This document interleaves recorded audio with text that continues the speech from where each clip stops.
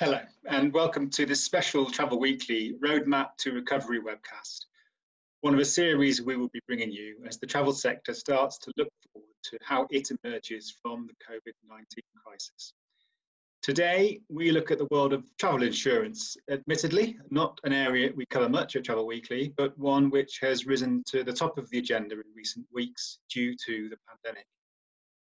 In this double header, we speak firstly to some leading industry players who talk on behalf of travel agents, tour operators and consumers, and then we speak to three leading providers of travel insurance.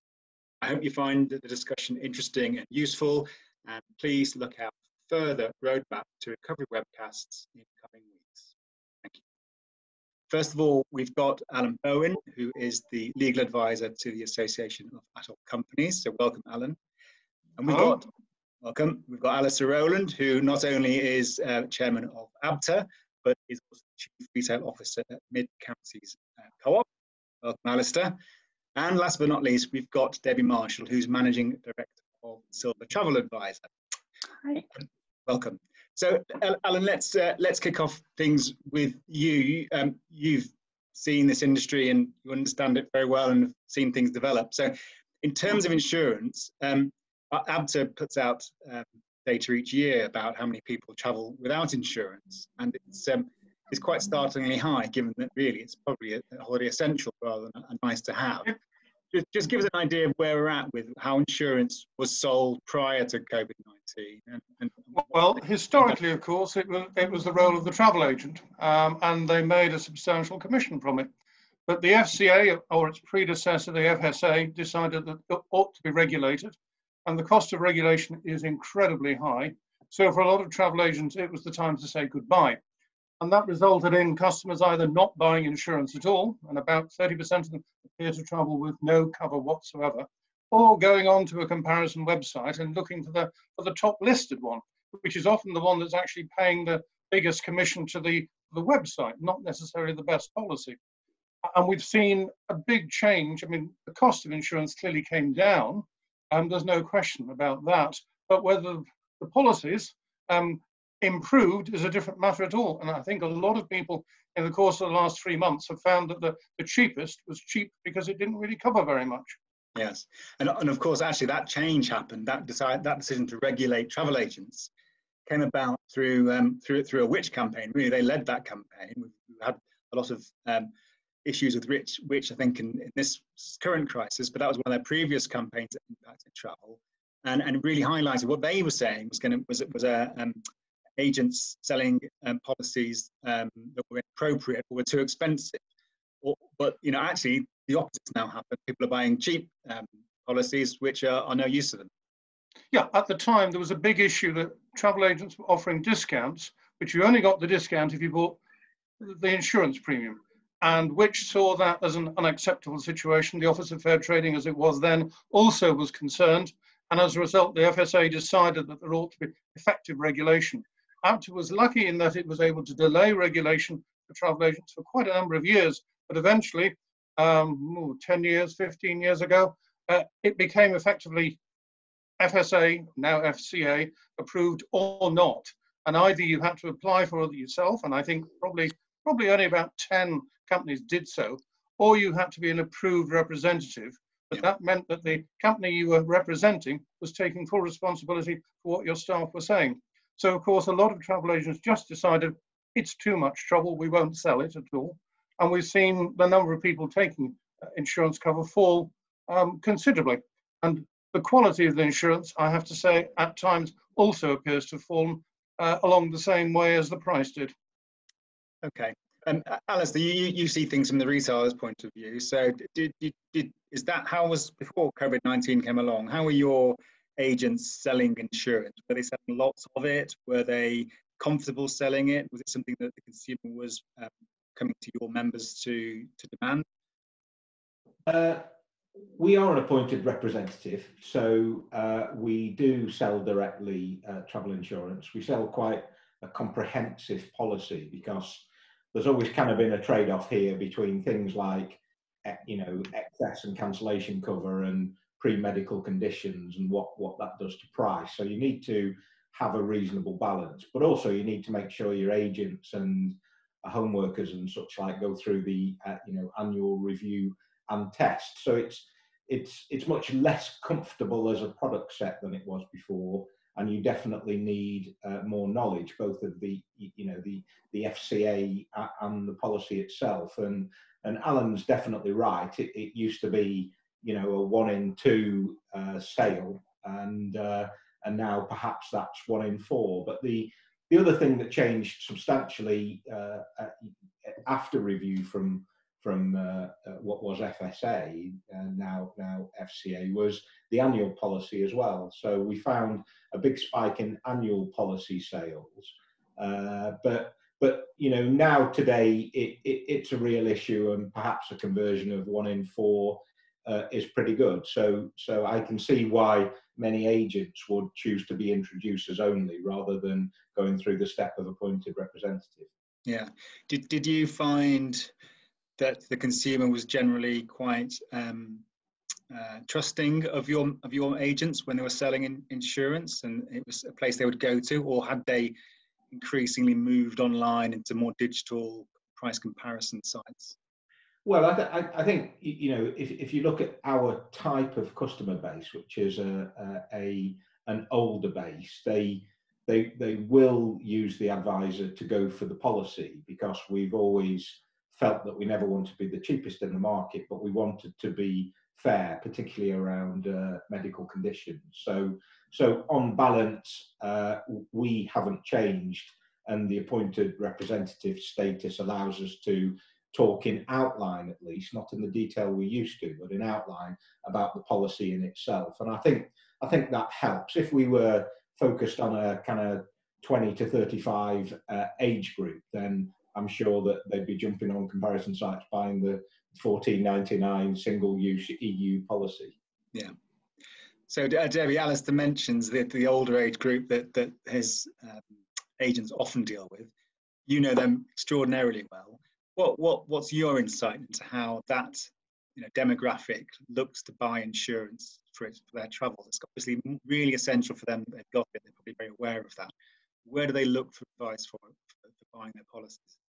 Well, we get a lot of inquiries about all sorts of matters travel related, and about, I would say, 2 months ago we really started to get a lot of inquiries from people who are really concerned about travel insurance, and related obviously to COVID-19 and whether or not it offered cover. And what we did was it sort of led us to start a kind of deep dive research and some campaigning around it, because we realized that for people who had an existing annual policy, that it looked like cover was in place. But as soon as they came to renew that annual policy, suddenly up it flashed, no longer would any kind of COVID-19 related claim be covered, which was of great concern. And therefore people not only were worrying about all the other things about traveling, but especially the older category. They were worried that if they contracted COVID whilst overseas, they wouldn't be covered. Yeah. And that is a big concern for older people. We know that the older generation are much more severely affected by the disease, by the virus, unlike younger people who might be prepared to take a bit of a risk. The last thing an older person wants is to travel and find themselves ill in that way overseas, needing hospitalisation and then not being covered for it. So that was kind of part one of the problem. What then happened was we realised that I think it was over 30 companies had withdrawn insurance completely from the marketplace, and many others had changed their cover to not include COVID. So we kind of made, we tried to get some publicity around that. And now what we've seen is that a few companies like Saga and Stayshore, Holiday Extras, are now reintroducing cover with COVID for overseas and for repatriation, but are not including it for cancellation. So now we're getting a whole new wave of inquiries about what happens about my deposit, my balance of payment, if I'm not boarded, if I'm denied boarding on the aircraft, and all those kind of challenges. So it's a kind of rolling problem at the moment. Yes. So what you're saying, so actually there was absolutely nothing out there that covered COVID as this thing hit. I guess people didn't really understand the risks that was associated, but everyone left the market basically. There was nothing available, so you couldn't book anything, even if you wanted to, or you couldn't book anything with any kind of reassurance. That's right. I mean, it wasn't there was nothing out. The people who had annual policies that had a sort of vague kind of pandemic kind of cover, they were okay. But at one point, you just simply couldn't buy a new policy. which we'd had any kind of COVID cover. I mean, everybody was out there, you know, very specifically saying, you are not covered. And I think what's happened now, I'm not an expert, but I think that the insurance companies have kind of analysed the numbers and seen actually that the risk of catching it overseas now is relatively low. Yeah. So now they're starting to be able to introduce it into their cover. And I see the kind of next stage of that is they're looking at kind of cancellation and whether they can introduce that. I'm sure it's not far away. It has to be. Otherwise, you know, they won't sell policies.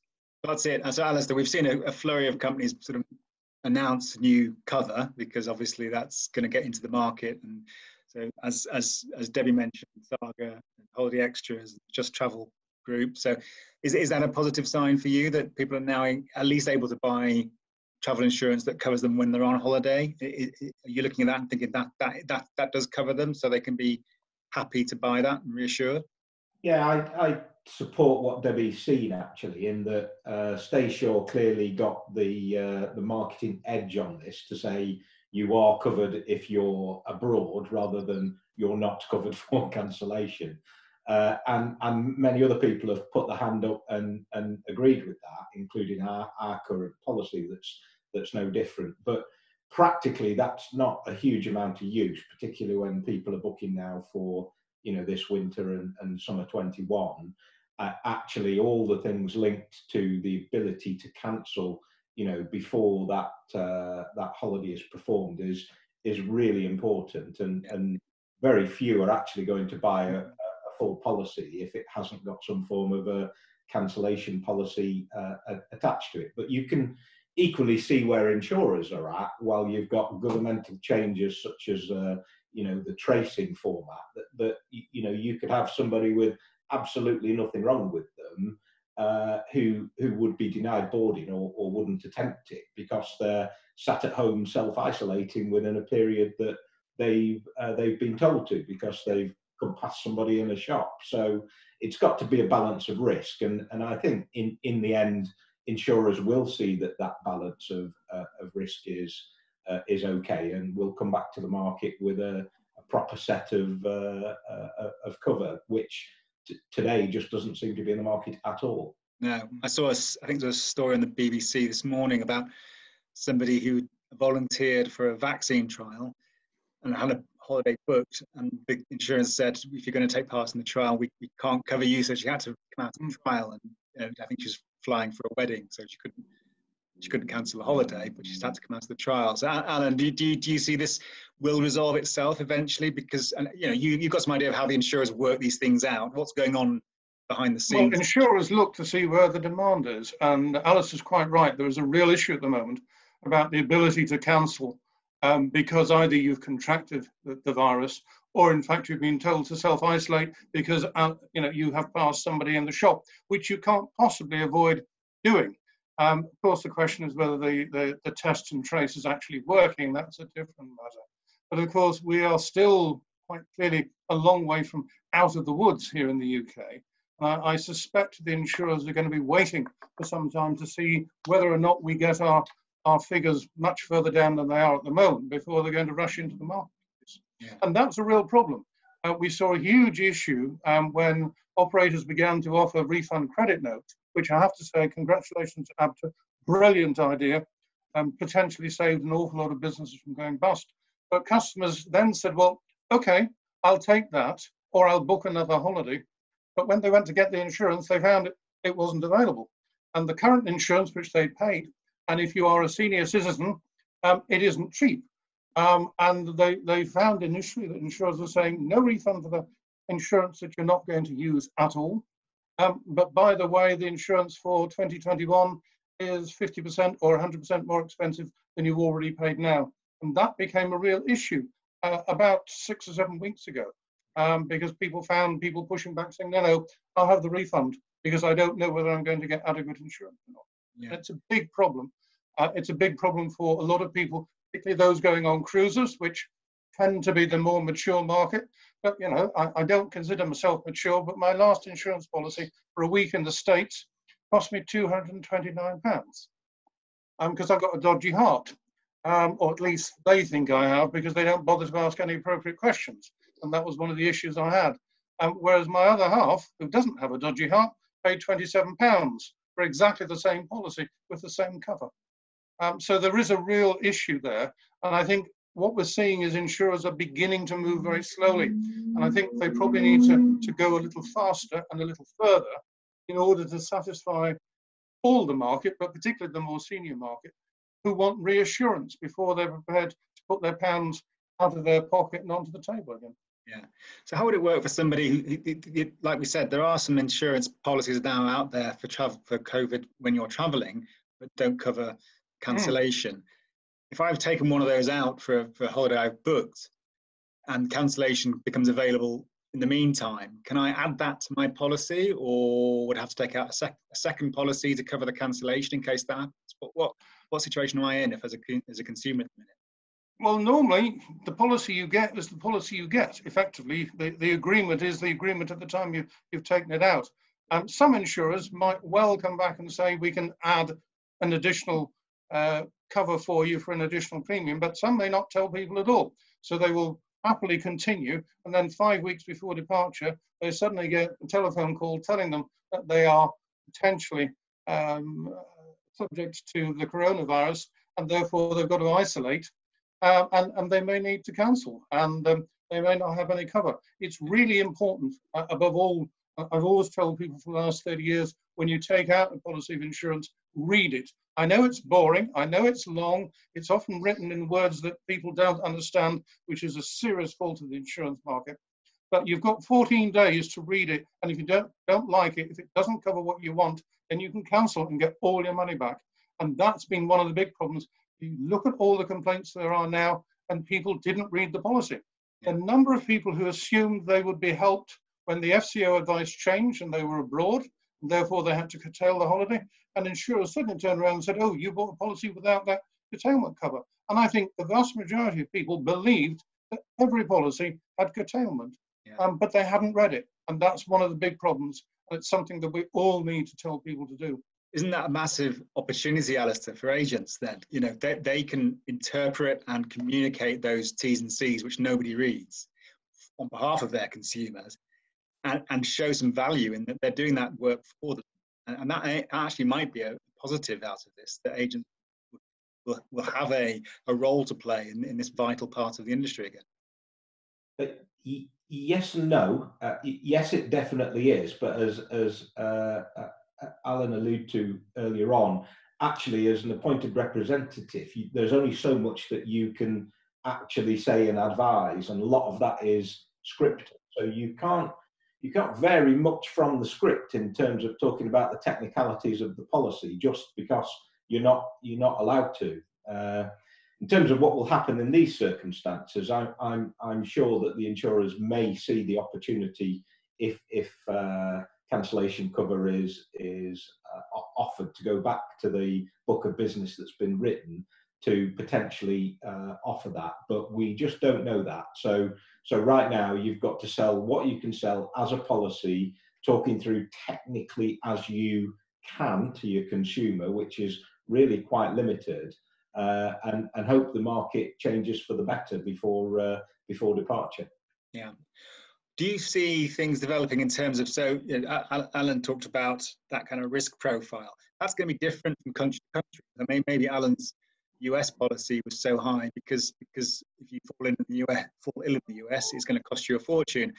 And do you think insurers will look at various destinations and say, actually, for instance, Cyprus came out recently and said, we'll pay for your hospital treatment if you catch it in Cyprus, catch COVID in Cyprus, which obviously significantly reduces the risk of someone claiming on insurance if you go to Cyprus. Do you see potentially policies developing where it's about the specifics of where you want to go on holiday and what you're doing on holiday?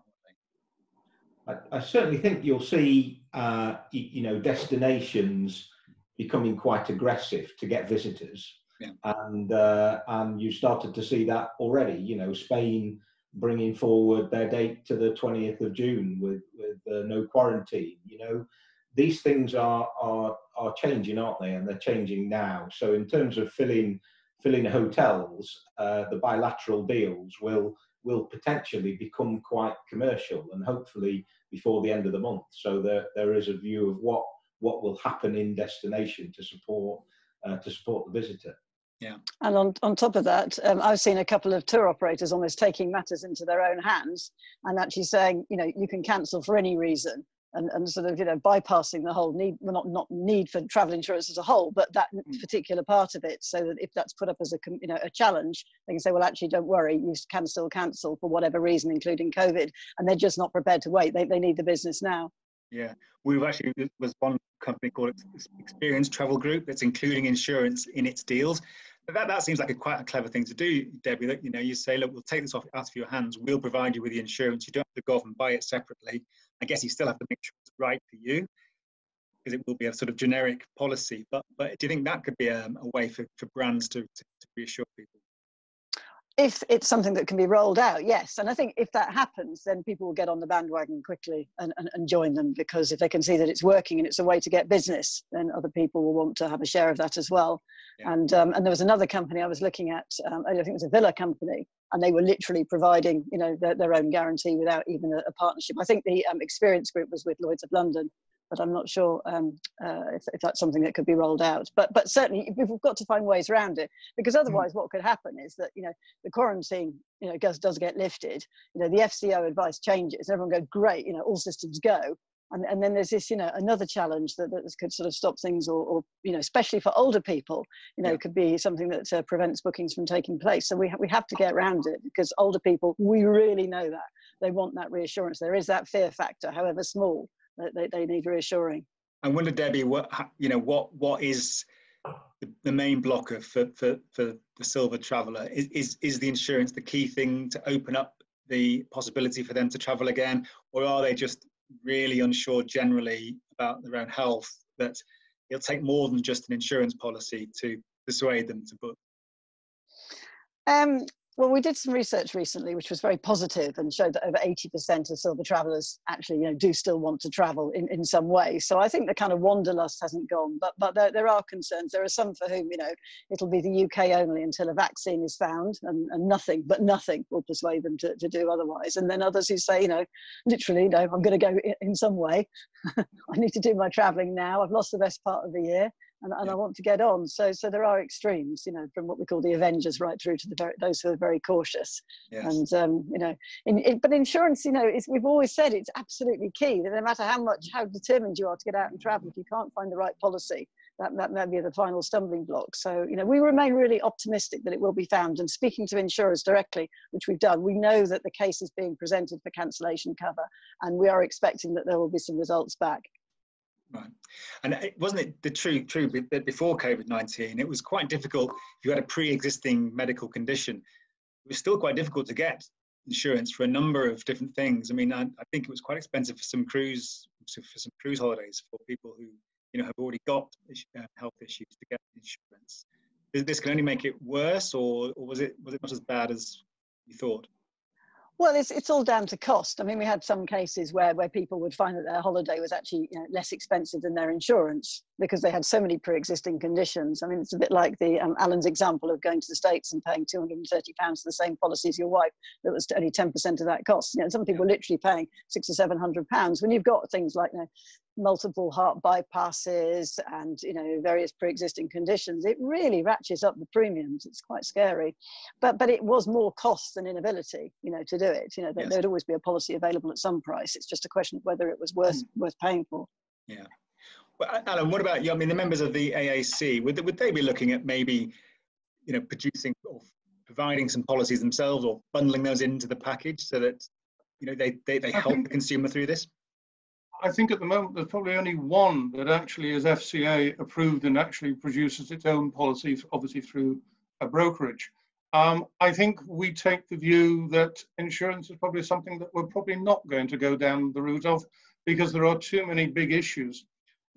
Very interestingly, we have in the past looked at it, and we looked at a US scheme where you could cancel for any reason at all up to 48 hours before departure.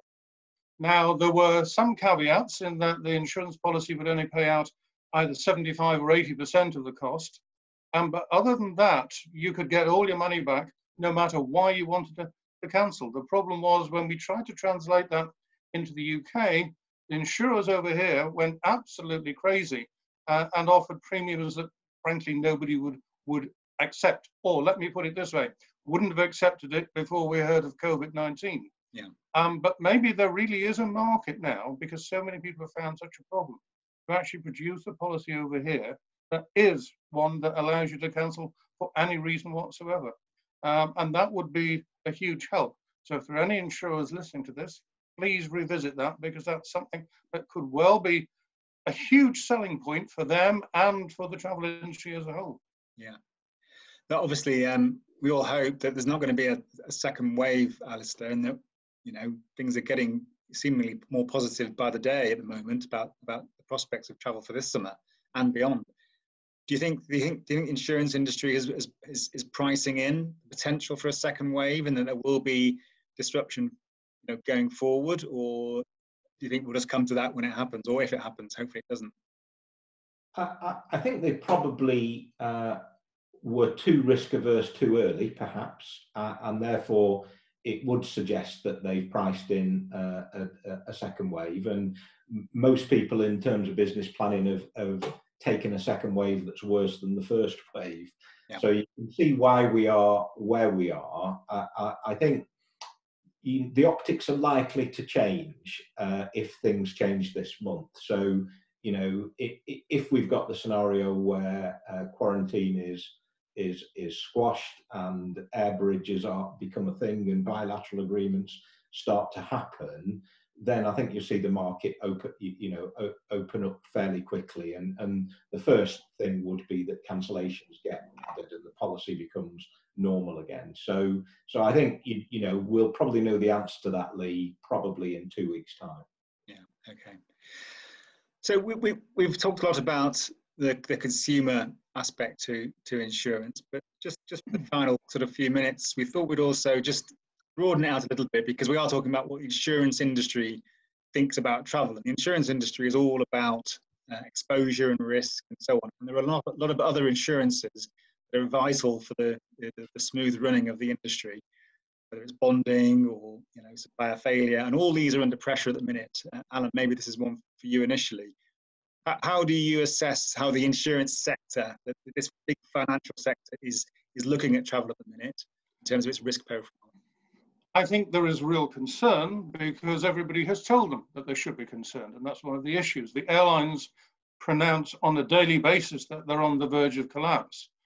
So I think there is a real issue there. I have to say, when you actually look at what's happened in the UK, there haven't been a huge number of collapses. There's only been one big business, Shearings, which was probably very popular with Debbie's customers. And they only had 64,000 forward bookings. So in reality, insurers haven't been hit on the bonding side, but we are very aware that when it comes to ATOL renewal in September, there are going to be a lot of questions asked, and that may be an issue for some people, because their cash position is probably going to be a lot worse than they'd hoped it would be. I think insurers are in danger of being accused, and they are being accused at the moment by the FCA, of not paying out when they ought to pay out. And of course, last week the FCA started a formal group action against 8 insurers, some big names there, people like Zurich, QBE, who are in the travel insurance industry as well, accusing them of refusing to pay out under business disruption policies where the FCA think they were liable. And that's going to have a trial possibly in the last week in July. Now, we won't get a decision then, because the judges will go off on, well, perhaps go on holiday for 8 weeks, but we'll have to wait and see. We'll try and tell them something. But, you know, there is a real issue here that insurers, in many cases, customers feel that they haven't got what they thought they bought. And I think we need to be aware of that. Scheduled airline failure insurance, SAFI, a lot of businesses that were running trust accounts had insurance against supplier failure, and they believed that once the money had left their trust account and gone to the hotel or to the airline, they were protected if there was a failure. Now, the problem in this case is those suppliers aren't giving refunds, and there is no insurance claim. And frankly, there shouldn't be, because there's been no failures. So I think people are going to review the insurance that they have and when and how it's going to pay out in future. Yeah. Alistair, is that a concern of yours, as to how the insurance sector views travel at the minute, and that availability of those key insurances that your members and your business itself needs to run? And a number of them too, Lee.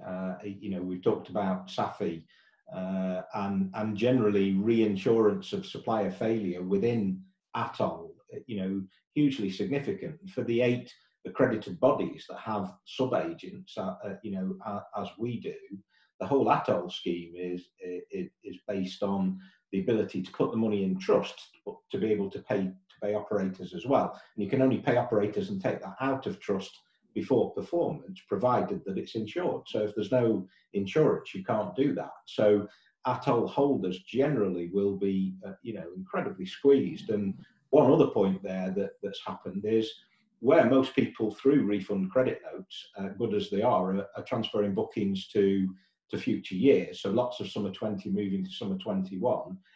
Actually, the insurers who were supplying that failure cover within the original sale weren't paying again for that transfer of the booking, to another year. But the biggest piece, I think, is how the CAA are going to deal with the September renewals, because everybody's cash position will be worse. There's no insurance bonding market to speak of, and we've got to keep this industry alive. So lots of really significant issues for government to find the way through in September and October this year.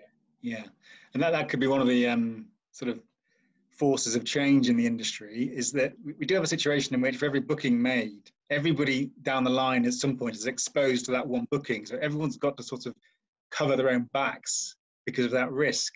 And so every booking seems to generate a whole bunch of insurances and bonding and so on, which needs to be covered.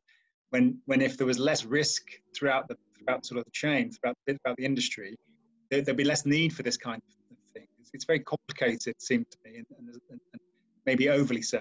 And maybe it's time to have a complete look at how money is protected in the industry. Yeah, you just look at the whole, government departments not being joined up at all on this whole situation. So at the top of the tree, you get airlines not producing refunds, and that hurts ATOL holders in the middle, and it uses up cash. And Alan's right, no big failures as yet, but there's a lot of very significant retailers really hurting right now. So however those September renewals get taken place, it's going to be a very, very delicate period for many, I'm sure. Yeah, and Alan, you've got ATOL renewals, you've got ABTA bonding if you do that, but you've got IATA as well. I mean, they may want some more. IATA, bizarrely, are being quite humane at the moment. They agreed last week to delay presentation of accounts because a lot of audits couldn't be completed because the accountants weren't going round to the offices. They've already indicated that for next year, because it'll be the next set of accounts that will look horrendous, if you're currently rated A and therefore don't bond and pay fortnightly, they will leave you as A. If you're B and C, which means either bonding or weekly payments, or in a few cases daily payments, then that's a different matter. But if you're good now, they're prepared to take it on the chin for next year. And that's really remarkable for IATA, because they're normally only interested in the airline members, not really the agents. So it's been quite good, I have to say. Okay, really good news there. Let's finish by just taking what we've talked about in terms of the consumer now, where this might take us. Go back to Debbie.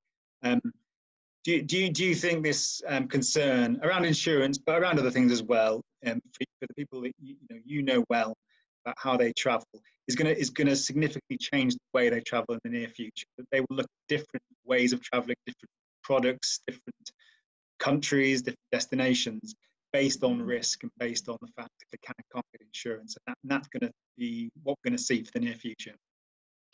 That's quite a hard question, because I think that for a lot of people traveling, older people travel, they haven't even necessarily thought about insurance yet. We're talking about it like and it is, a big issue. But for people who are sort of, not traveling at the moment, they've got annual policies, or they're not looking at booking anything yet, they may not realize that, insurance may come into play, in such a big way. And equally, if we do get this resolved and there is cancellation insurance in place and it's all fine, they may never know any different. They come to buy a new policy when they start traveling again, perhaps, next spring or in the winter or whatever, and actually it's all in place and there aren't any concerns. So I'm not sure that immediately it's a concern, but what we had seen coming through were people who were renewing annual policies, who were really raising the flag to us and saying, we've got a problem here and we don't know what to do about it. But I don't think it's across the board. It's been publicised quite in that way yet. And I hope not, because we want people to book holidays again and to travel, with all the important things, especially for older people: security, safety, certainty, so that they can go away. And actually, we haven't talked so much about that recently. It's having a good time and enjoying it and relaxing, because that's what it's all about. Just specifically, a quick word on cruise, because it's very popular among the older traveller, but it's had its fair share of, bad publicity through the COVID-19 crisis. Anything specifically about how you see cruise being viewed? The members that we have who love to cruise, are definitely going to get back on board when they can. We know that, and they're keen to do it as ever they were, and they have a loyalty and a trust in the companies who've provided them fantastic cruises in the past. So I think that there is a definite security there.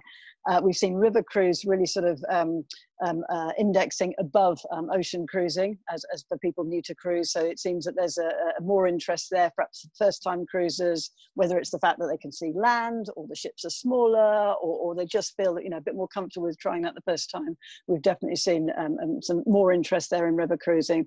But I really hope that people go back to cruising, because I can see the good work that the cruise companies are doing in terms of safety and cleanliness and hygiene, and putting together all these protocols and doing all they can. Probably a lot of things they did anyway before, but making it more kind of overt now.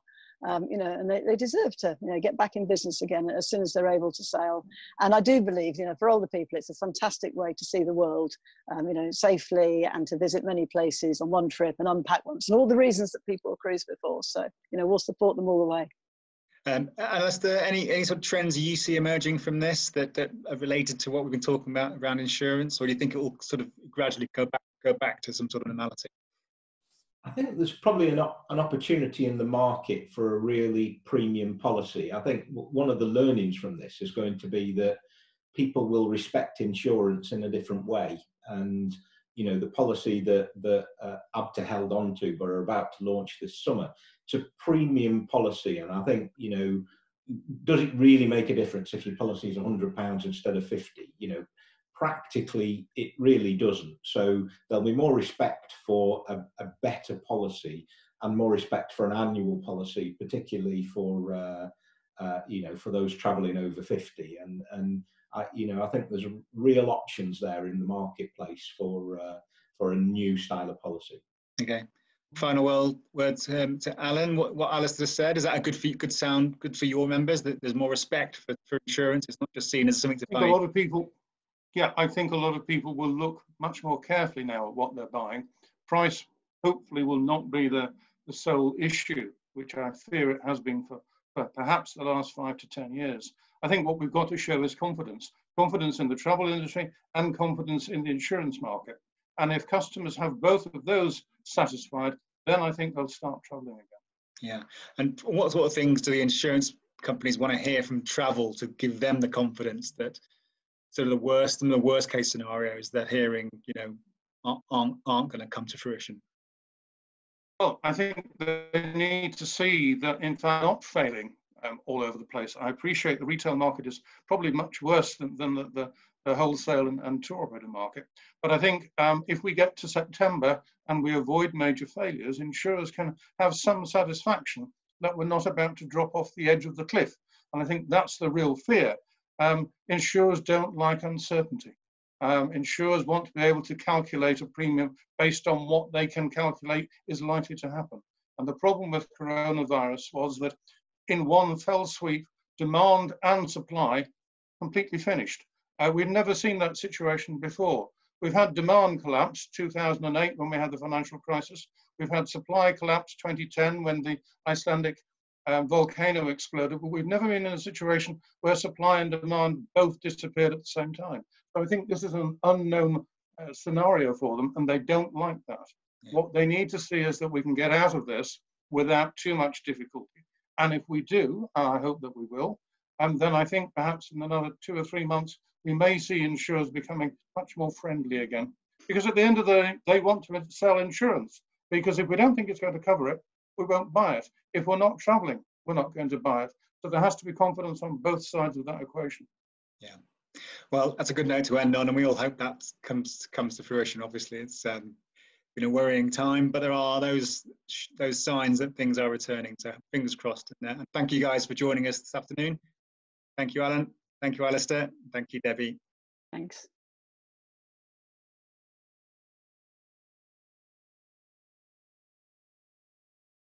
We've got Adam Edinburgh, who's head of commercial at Holiday Extras, specialising in the insurance side of things. We've got Anthony Martin, who's managing director of the broker Rock Insurance. And we've got Kevin Mullen, who's head of product for travel and insurance at Saga. So welcome, guys, and thank you for your time this afternoon. Thank you.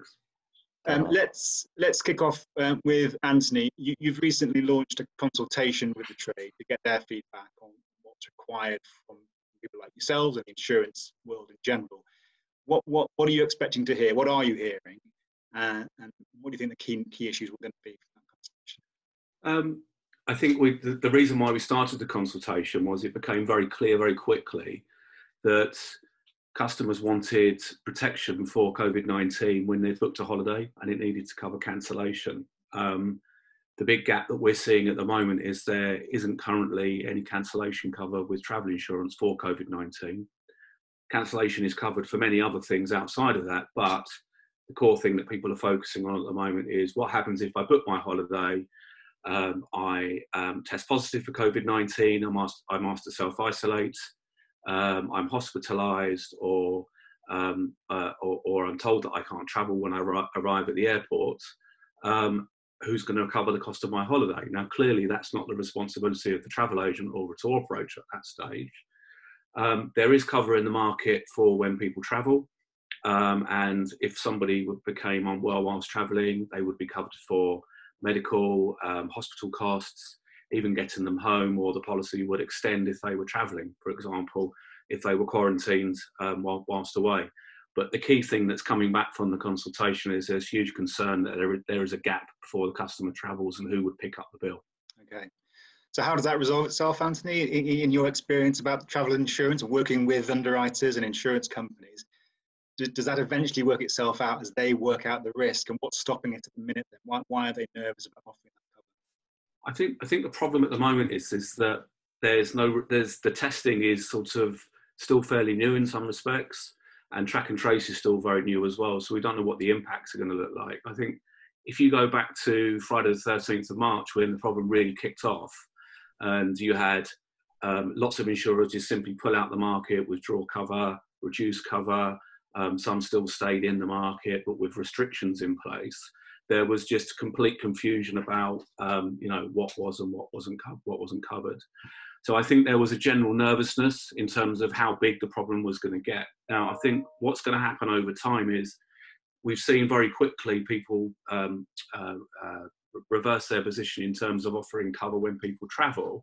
And I think, yes, over time, the insurers will gain confidence to offer some elements of cover for cancellation prior to the customer travelling. But the problem we've got now is we need to work with travel agents and tour operators to give customers confidence to book again. Because the more people we're speaking to, they're saying, yeah, great, I'd love to book a holiday, but what happens to my money if there's a problem? So I think it will sort out over time, but we can't give an accurate time frame at the moment. And I'm not really seeing a great deal of appetite coming out of the insurance sector at this stage for this type of product. Okay. Let's bring in Adam from Holiday Extras. You're one of a number of companies that have announced recently, in recent weeks or days, that you're now covering for COVID-19 when you travel. Just explain what you are covering for and how that differs from a regular insurance policy. Sure. So kind of as Anthony said, there was a lot of confusion as to what the travel insurance should cover. When a lot of providers took their products off sale, and we were one of those providers. We stopped selling kind of late March when it became apparent that people were buying insurance hoping to have cover for cancellation. But of course, in the vast majority of cases, customers wouldn't be covered for cancellation with the changing FCO advice, or if you caught coronavirus, etc. So our policy covers you if you do decide to travel, and if you are abroad and you do happen to unfortunately contract COVID-19, then you would be covered for emergency medical expenses. You'd also be covered for repatriation if that was necessary. And that's kind of the extent of the cover while you're abroad, to be honest. If you do try and return home and you're denied passage on your flight because you have a high temperature or you're suspected of having COVID-19. If that does actually result in a positive diagnosis, then any claim will also be considered by the underwriter in that instance as well. Okay. And how has the new policies, impacted on the market then? Have you seen immediate take up, or because there's not this cancellation cover, is it still slow? What are you seeing? But we're actually still off sale, so we don't come back on sale until the 1st of July. So I'll let you know then. Yeah, early days. Okay, but obviously you hope this does give the reassurance that people are looking for. Yeah, and I think if cancellation isn't possible for customers to get cover for, then the biggest thing that's going to be on their minds is, if I do happen to catch it while I'm abroad, will I be looked after? And they absolutely will do. Yeah. Okay, so back over to Saga now. Kevin at Saga, you're well known for both your travel side of business and the insurance business, and obviously the customer type that you aim for is that customer type that will be looking for insurance, because they, particularly in the COVID situation, because clearly they're the more at risk in the more at risk category. So what is it that you're offering them? You've recently brought in some COVID covering policies. So what are you offering at the minute? So very similar. We're offering the coverage for peace of mind while customers are away. So medical treatment once you're away and diagnosed with COVID. Also that return safely to the UK afterwards, and some cover if you are diagnosed for a travelling companion to stay on and pick up their costs to kind of offer support and whilst you convalesce in hospital and then ultimately return home. I think we've seen some demand and things have picked up a little bit since we introduced the cover last week, but equally, to Anthony's point at the start, there is an overall piece around volume in the market, and we just haven't seen people book in generally with confidence, and I think that's part of the main challenge that we've seen at the moment. We do continue to explore that piece around cancellation cover, but it is a challenging piece given the uncertainty and kind of the points Anthony references around the role of the tour operator and the role of the package holiday providers and all of the different flexible cancellation terms that are available in the market, because it's important that we offer value to our customers with any cover that we do provide them. As Saga, as a company that does a lot of this business, what influence do you have with the insurance companies, with the underwriters, to try to encourage them to bring these policies to market? Do you have an influence? Can you, because you see what demand is like, so are you able to sort of report that back up the chain? Yeah, we report that back up the chain, and I think that's part of why we introduced the medical cover. We did some work with our customer base, and 76% of the customers said that was one of the main reasons they would buy travel insurance going forward. So that's why we introduced that cover. We have a good relationship with all of our underwriting partners, but there is that uncertainty at the moment, and it's very hard to provide that value that I'm talking about for customers with the uncertainty of kind of what cover would be provided. But it is something we continue to explore, and we recognise that moving forward as demand comes back, that will be important for customers, which is why it's high on our agenda. Yeah. To what extent do you think insurance is a blocker to bookings at the minute for your clients? Is it the key to unlock bookings for the future, or are there other things they're worried about? So I can talk to our holidays company, which is the only example I can really give, given the covers so new back in the market. I think we're offering peace of mind guarantees and sort of flexible terms for our holidays, and given that then when people do travel, if they can, when that date arrives, they'll have that cover for medical treatment abroad. We are seeing some green shoots there. I think we continue to recognise that everyone's individual circumstances are different, and that's why we encourage people to contact us and talk about those circumstances, so we can kind of gauge that demand in the market and work with our partners to provide the best cover to kind of help the market get back to where it was. Yeah, I suppose, Anthony, it's a very difficult situation to assess because it's changing all the time. One day the quarantine is going to do this, it's going to do that, track and trace, we're not too sure about. I saw a story this week about somebody who'd volunteered to take part in a vaccine trial. Because of that, they said they can't insure her, so she's had to actually come out of the vaccine trial because she's got to go on a trip to attend a wedding. So it's very difficult for insurers to understand the risk. That's probably what's going on, isn't it, at the moment?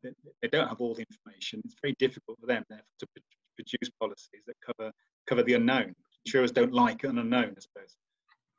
Well, I think there's a number of contributing factors at the moment. I think the key word there is there's lots of unknowns, and I think whilst those unknowns remain in place, yeah, there will be insurers will find it very easy to say no or not cover something, which is understandable. So, for example, if you look at the moment, the Foreign Office advice is still not to travel, so you've got that barrier in place. So, technically speaking, anybody that buys a travel insurance policy and travels on it with it at this moment in time, it's not valid.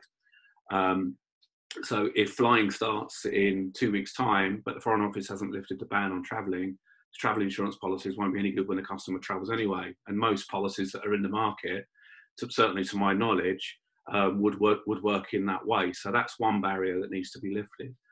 The second one, I think, is there needs to be complete understanding from the insurance sector about how refunds are going to be treated in the market. And I think we now need to sort of the insurance sector and the travel industry have always worked well together.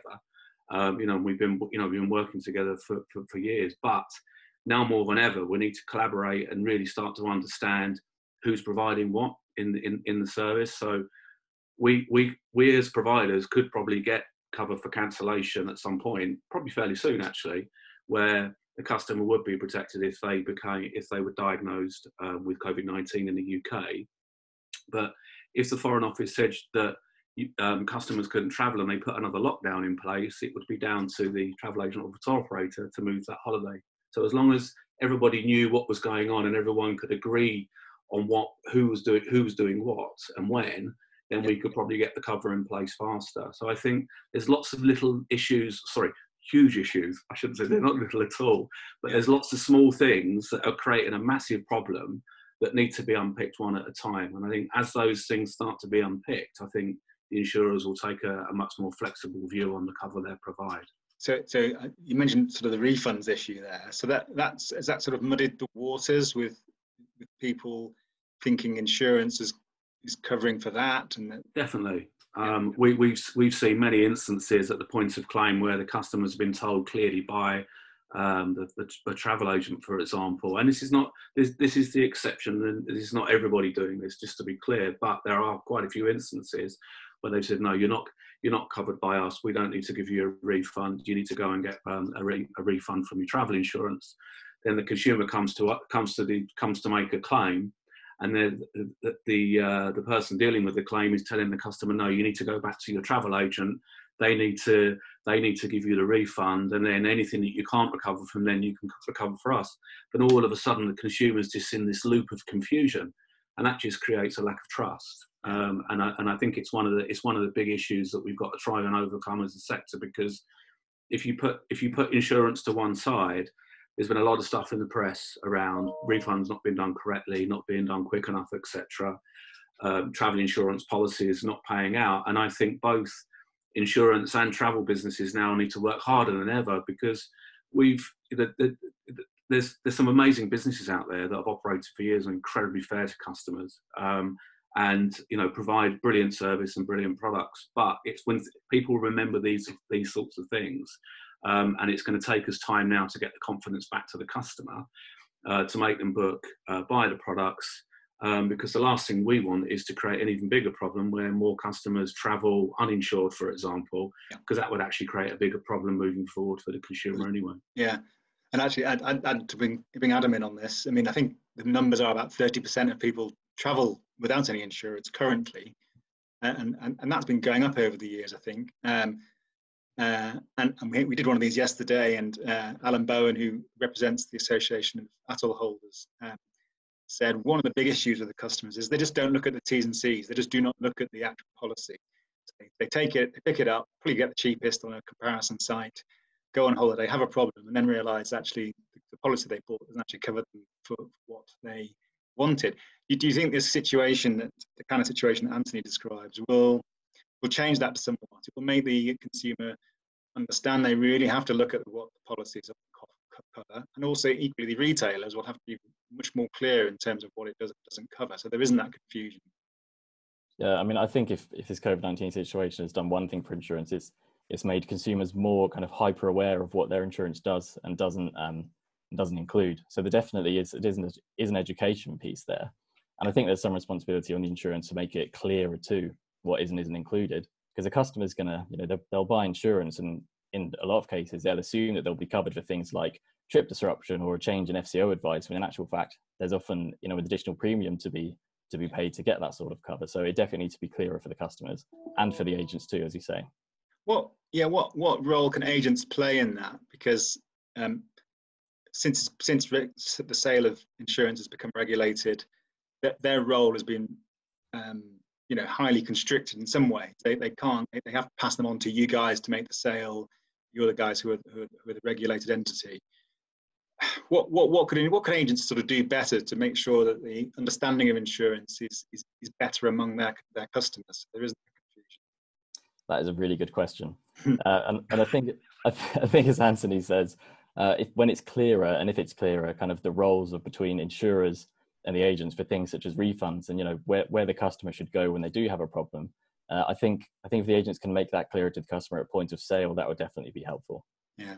How does Saga deal with that, Kevin? You're very close to your customers, and they look to you for advice. So it's something you must do.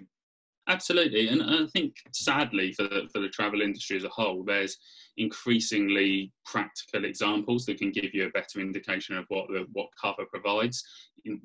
Would a few years ago people have looked and said Thomas Cook would exit the market in the way that they would, and kind of what cover is there for scheduled airline failure, as we talk about it there. I think COVID will become an example going forward of what cover there is for cancellation, and practical examples like this really do help with consumers in terms of understanding the T's and C's and kind of giving those practical examples to our customers. So that really helps. And I think over time as well, people will look at travel insurance differently as they start to look at holidays as a whole differently. And you only have to look at the conflicting stories today. Will the airport be the same? Will the plane be the same? Will you be able to get beer on the plane? all those kind of things. And I think people will start to look at the whole end-to-end process differently. And travel insurance is one small part of that. Yeah, we've seen some signs of similar to yourselves really, where the operator of the holiday will maybe bundle insurance up as part of it. It becomes a need to have. It's not a nice to have, it's absolutely essential. So you might see operators sort of going out there and saying, well, we'll put this as part of the package if you like, make sure it covers you. I mentioned this to Alan Bowen yesterday, and he said there was an attempt a few years ago to bring US-style policies, which do cover for any kind of cancellation for any reason, up to 48 hours before travel. But they tried to apply that to the UK market, and it just became too expensive. The premiums were far too high. He said this may change things. Maybe we'll see a change there. Do you see that being a trend where maybe the hotel or the operators of all sorts will say, well, we'll provide you with the insurance as part of the package. It's not a separate thing, and it will be part of what you buy.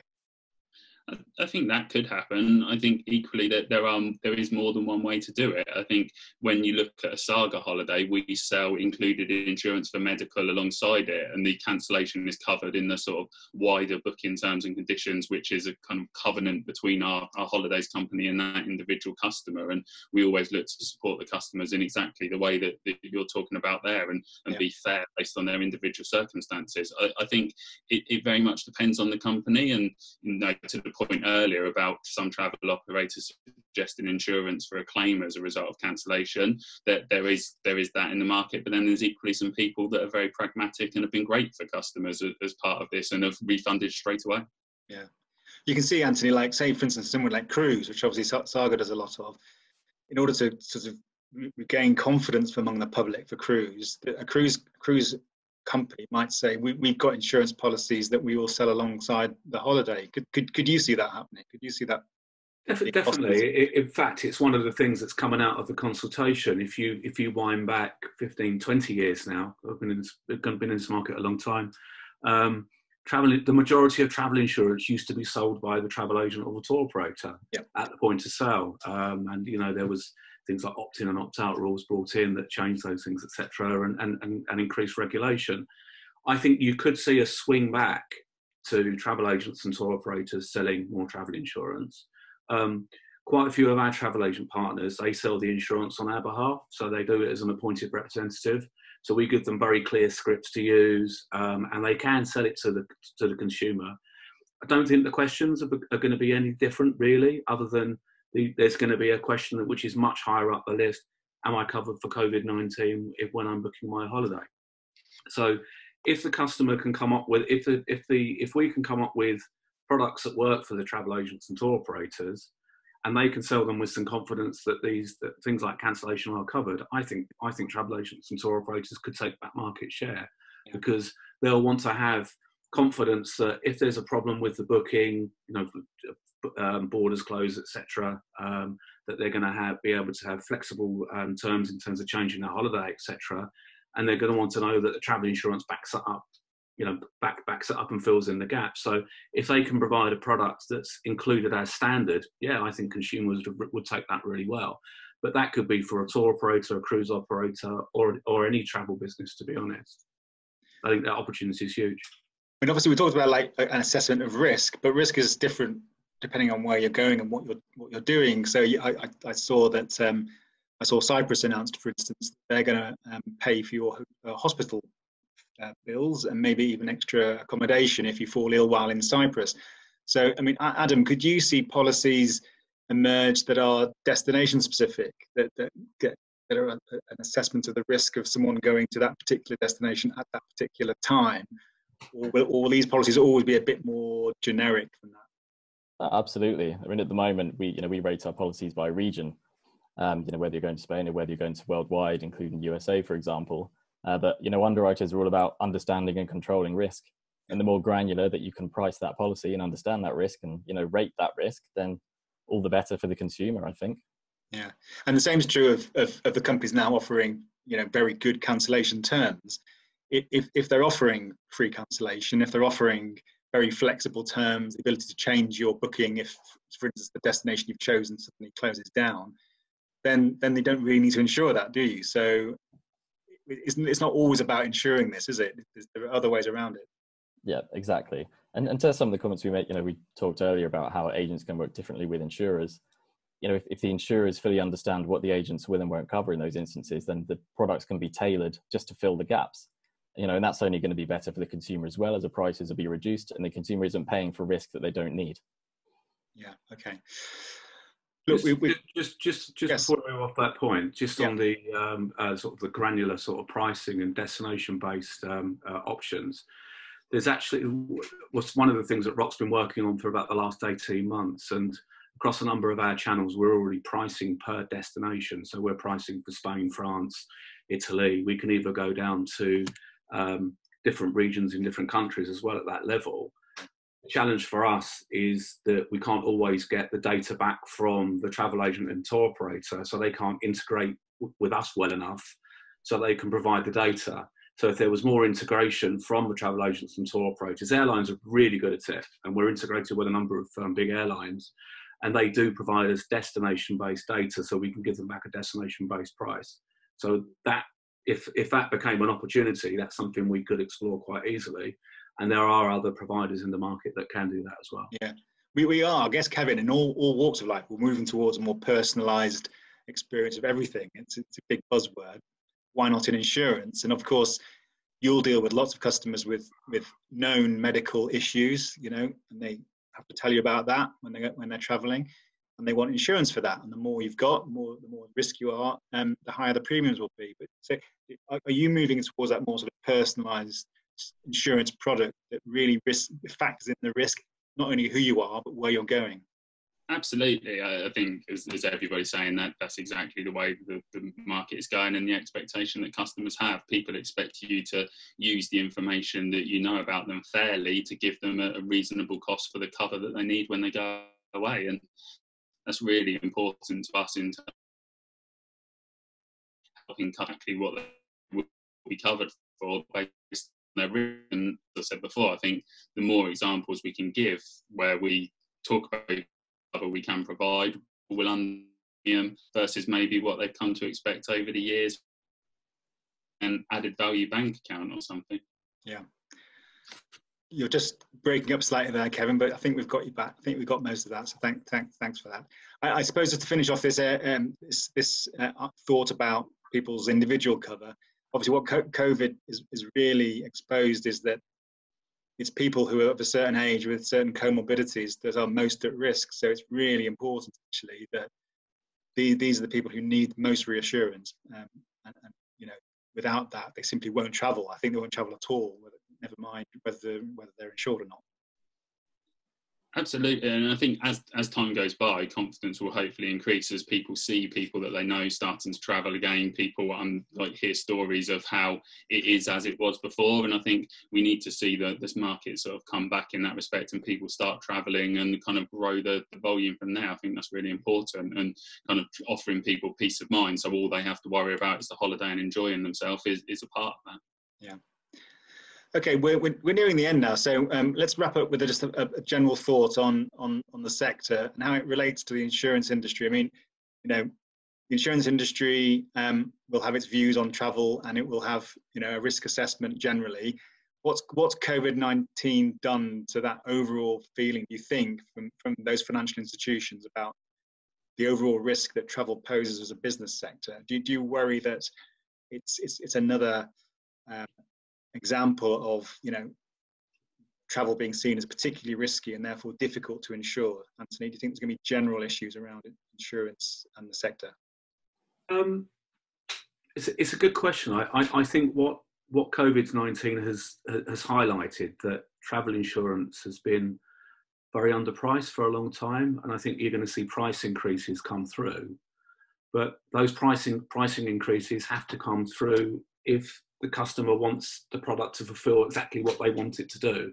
I think what you'll see is you'll probably see rate increases of anywhere between 25 and 40% coming out of the market. Now, we know we've seen some increases already of between 15 and 25% from certain providers. So I think they will carry on going up. But if the quality of the product's right and it delivers what the travel agent wants and the consumer wants, then it shouldn't just be about price, and that's probably a good thing. Yeah. I guess, Adam, a lot of people have been taught or, you know, urged to buy on price in recent years. Going back to Anthony's point, go to a price comparison site and just, you know, go for the cheapest one that comes up top. Do you see consumer behaviour changing in that sense? Is that good for holiday extras, where, you know, you can maybe sell a bit more on quality and value? Yeah, I mean, I think, you know, as I said earlier, I think COVID-19 has really highlighted not just the need for insurance, but for the right product. So insurance that absolutely will cover what the customer needs. And, you know, we've got several tiers of cover. So we've got 4 tiers of cover for our own product. And our platinum cover is a kind of all singing, all dancing, cover you for everything. We're implementing cancellation for any reason from July the 1st. But of course, it comes at a premium. It's kind of 50, 60% more expensive than the tier below. And, you know, we believe the customers will be looking for that kind of cover in the wake of the COVID-19 situation, definitely. Yeah.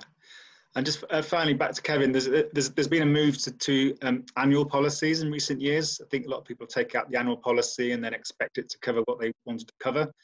Do you see that? Do you see COVID-19 increasing that trend towards to being covered annually, or are they going to still look for their sort of case by case, trip by trip cover?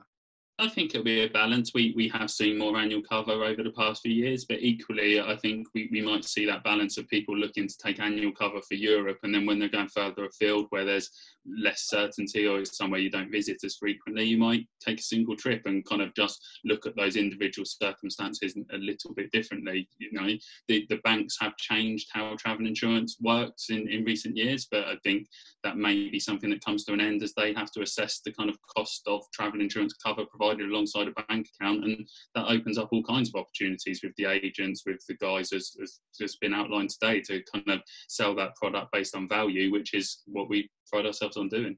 Yeah. Okay.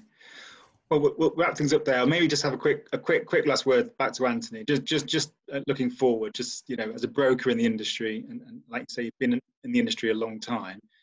In terms of the challenges around insurance, how does this current situation rate, do you think, what you've seen in the past?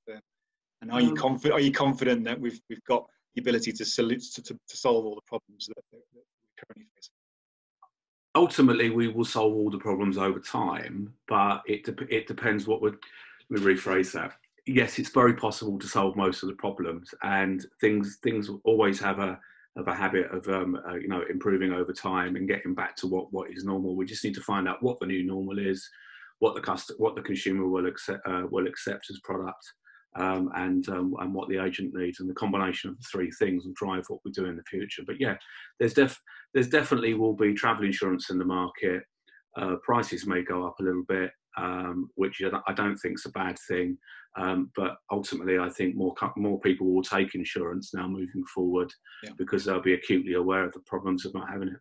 Yeah. Okay, well, lovely. That's great. And thanks for your time again, guys. We've done our half hour, so that's been a good insight into where we're at. And we do have, obviously, all the problems and the solutions are around the corner. So thank you, Adam. Thank you, Anthony. Thank you, Kevin. Thanks very much.